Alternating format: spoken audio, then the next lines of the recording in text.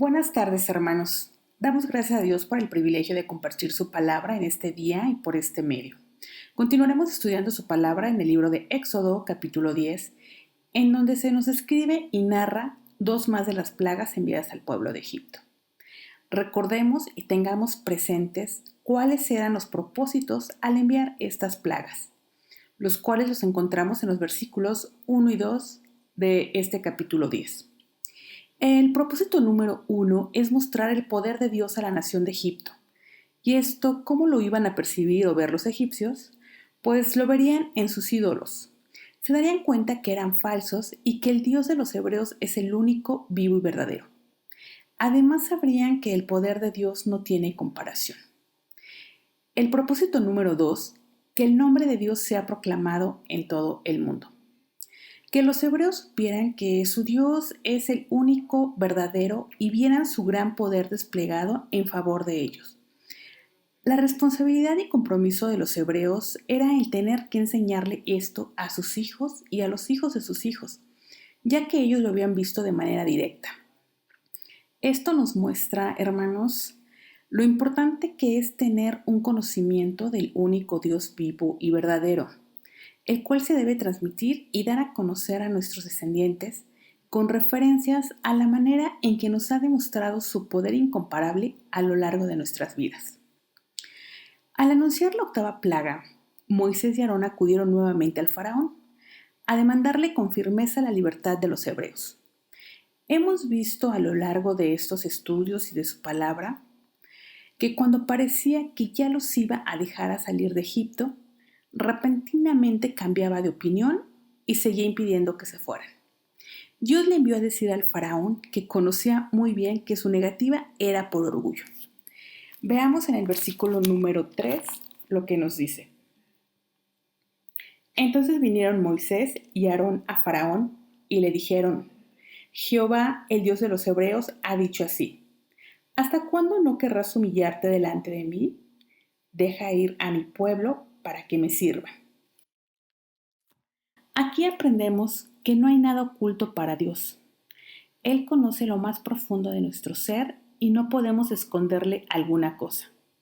Además vemos que Dios no se agrada de la soberbia que hay en el corazón de los hombres.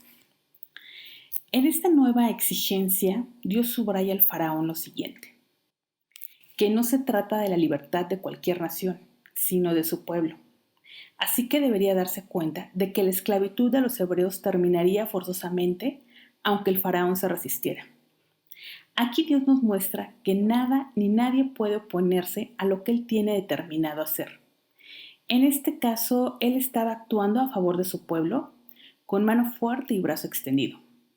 En esta enseñanza, hermanos, debemos sentir, nos debe de producir esa seguridad y confianza en Dios, en que en medio de las dificultades, enfermedades, angustias, tristezas o cuando se pasa por alguna prueba, Dios siempre está a nuestro lado.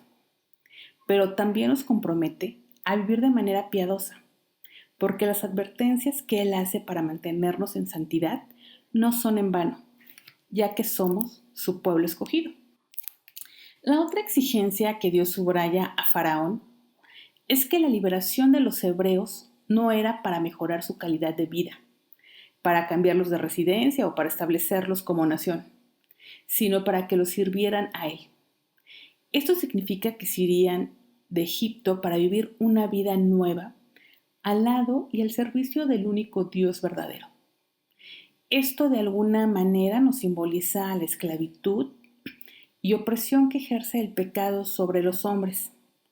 De esta manera aprendemos que Dios demanda a su pueblo a alejarse del mundo y del pecado, para tener una vida entregada a Él, donde se le rinda completa fidelidad, devoción y adoración, tal como se cita en el libro de Romanos capítulo 12, versículo 1. Así que, hermanos, os ruego por las misericordias de Dios que presentéis vuestros cuerpos en sacrificio vivo, santo, agradable a Dios, que es vuestro racional culto.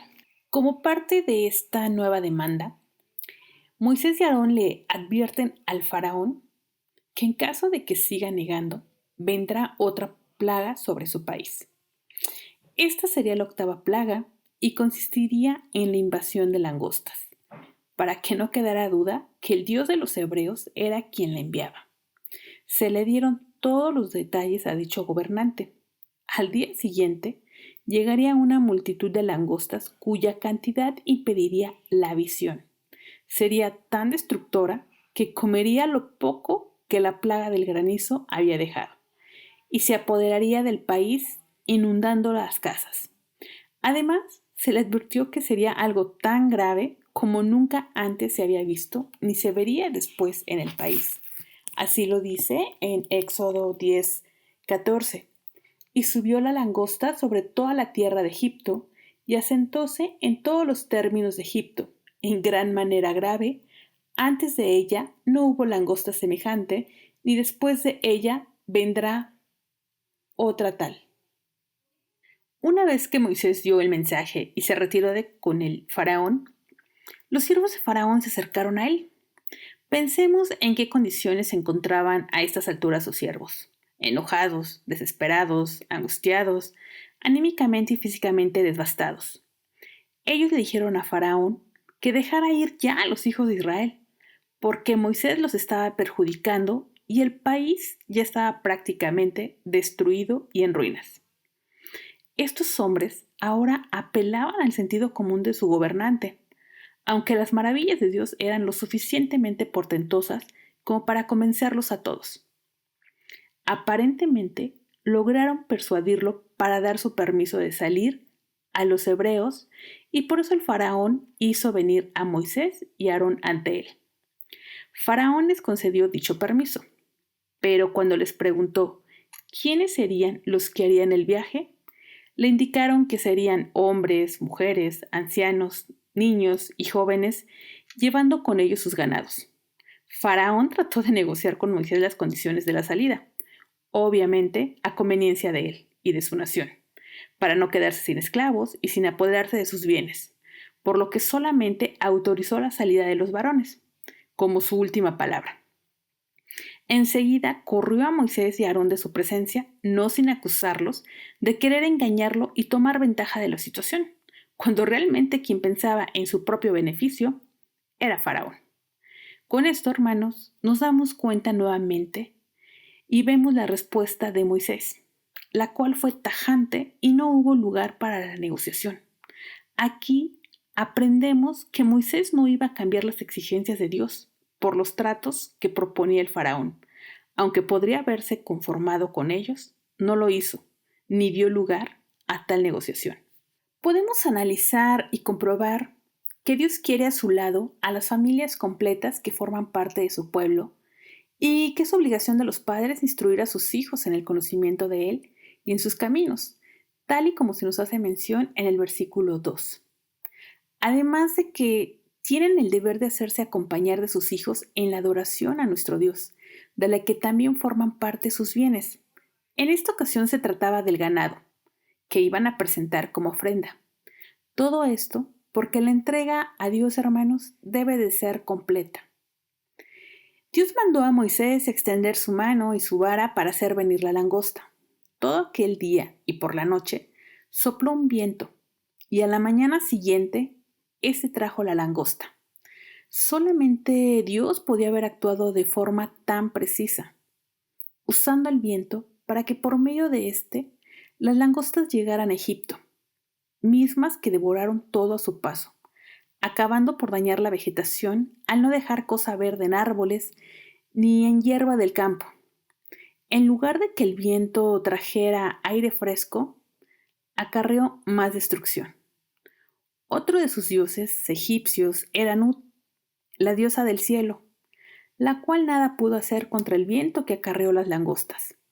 La Biblia dice que en ocasiones Dios toma a estos insectos a su servicio, ya que es su creador y dueño, lo cual nos lo indica Joel en su capítulo 2, versículo 25. Y os restituiré los años que comió la oruga, la langosta, el pulgón y el revoltón, mi grande ejército que envié contra vosotros.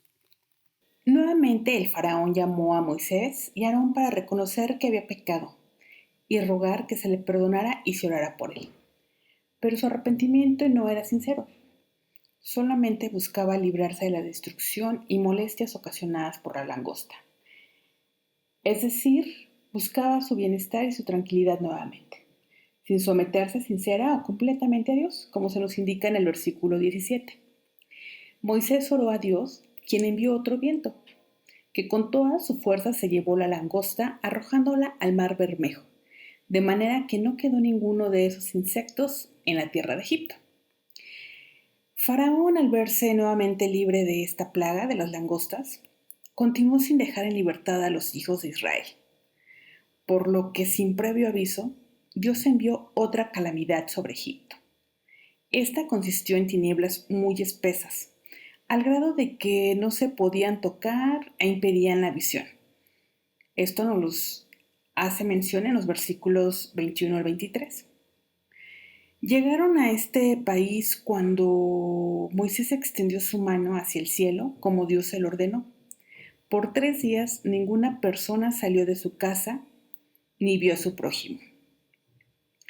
Ra, que era otro dios, otro ídolo de los egipcios, en este caso era el dios Sol para los egipcios, el cual cada noche descendía al inframundo para salir victorioso al amanecer, quedó anulado por las tinieblas enviadas por Dios. Pero, sin embargo, todos los hebreos tenían luz en sus habitaciones. Este acontecimiento, hermanos, nos ejemplifica cómo es que en los hogares de los hijos de Dios existe una luz que nos alumbra y nos libra de andar en tinieblas. Años después, nuestro Salvador se dio a conocer como la luz del mundo, que brinda la lumbre de la vida. Esa luz hace una gran diferencia entre los que la tienen y los que no, porque dicha luz es su revelación a nosotros y también la manera en que nos indica el camino para llegar a Él, porque además Él es esa misma luz que alumbra a todo hombre, para lo cual vino a este mundo, lo cual lo podemos comprobar en el libro de San Juan, capítulo 1, versículo 9. Aquel era la luz verdadera que alumbra a todo hombre que viene a este mundo. Ese fenómeno oscuro, inexplicable y estremecedor hizo que el faraón mandara traer a Moisés para autorizar la salida de los hebreos con todos sus niños, pero sin sus ganados.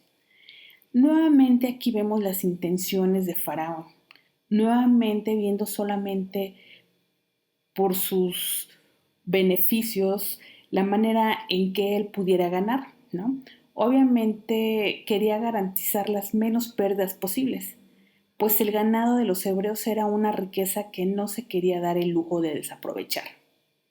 Aquí vemos cómo el hombre en su estado natural, aun en medio de las dificultades o tribulaciones, no está dispuesto a deshacerse de las cosas que estima o que tiene mucho valor para él, pues confía en que le pueden dar bienestar, cuando la bendición de Dios es la que enriquece y otorga felicidad.